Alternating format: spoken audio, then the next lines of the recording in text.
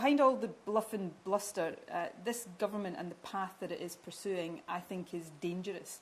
It became clear to me that this government, the new Prime Minister, has set the UK on an almost inevitable path to a no-deal Brexit. The position that it has taken makes it very difficult to see how any deal can be struck with the EU, and I think that would be catastrophic for Scotland and indeed for the whole of the UK. I made abundantly clear to Boris Johnson my opposition to Brexit and to a no-deal Brexit, and also made it clear to him that the people of Scotland should be able to chart their own course and choose their own future, not have that future imposed upon them.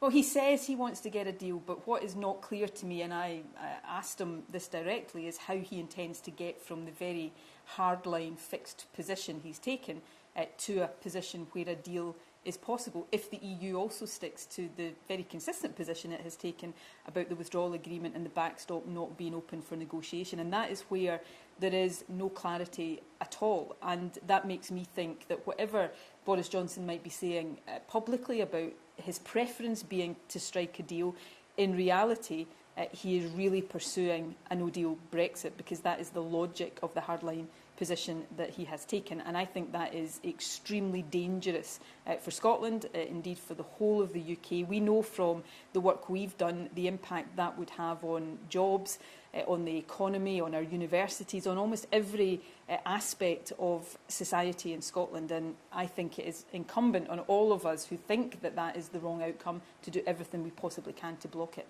We certainly discussed Scottish independence, and I again told the Prime Minister that the Scottish Parliament would, after the recess, continue to consider the framework bill that will enable a referendum. I made it very clear to him that I thought it was for the people of Scotland, not him or I, for that matter, to decide our future, but for the people of Scotland to decide our future, that the change of circumstances as a result of Brexit makes it necessary for Scotland now to consider whether it wants to become an independent country. Clearly, Boris Johnson takes a different view of that, but it is not, in my view, a democratic position to block the right of the people of Scotland to choose, and I made that clear to him.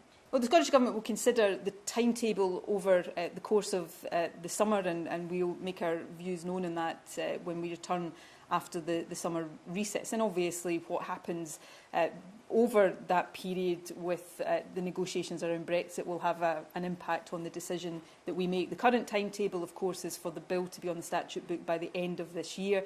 If we decide to accelerate that, then the point at which, of course, we would have that discussion with the UK Government about the transfer of power would come earlier than that.